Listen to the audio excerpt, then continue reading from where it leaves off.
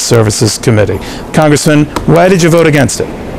Well, Neil, it's quite simply this. The American people said no. The American people said no. They do not like the Paulson bailout when it was announced. The American people said no when the Paulson bailout was formed the basis of negotiations for House and Senate Republicans and Democrats.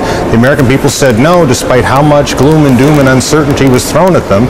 They said we do not like the fundamental concept of buying toxic assets out of the market with public money.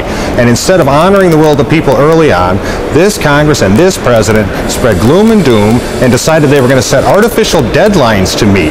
And when you set artificial deadlines in a time of crisis, one of two things happens. You pass a bad product that does not become law, or you pass a bad product that does become law. Well, you know what they said, those same regulators, congressmen, have said there would be hell to pay if you don't, and they're saying this is just a tee-up for that hell to come. What do you say?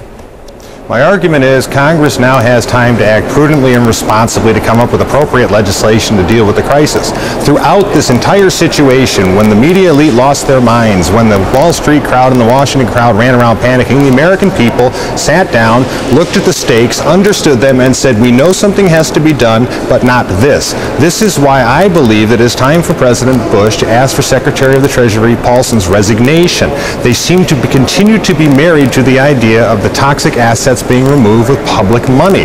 There are other models out there, many of which can be utilized. We should bring in someone as the president's deputized negotiator that has credibility with markets, with Congress, and with the American people, and we can get this done. I apologize, sir, but we're running out of time here.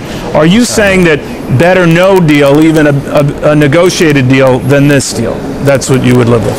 No, that is not what I'm saying. Congress understands there's economic difficulty and uncertainty out there. We understand that we have to act within a reasonable time to come up with a responsible product. What has happened is the people who pushed this plan dismissed the will of the American people, and now they are suffering the consequences, and we should spare the American people this by picking up the ball and starting to get back to work with the due diligence it is required. Gotcha. Congressman, thank you very much.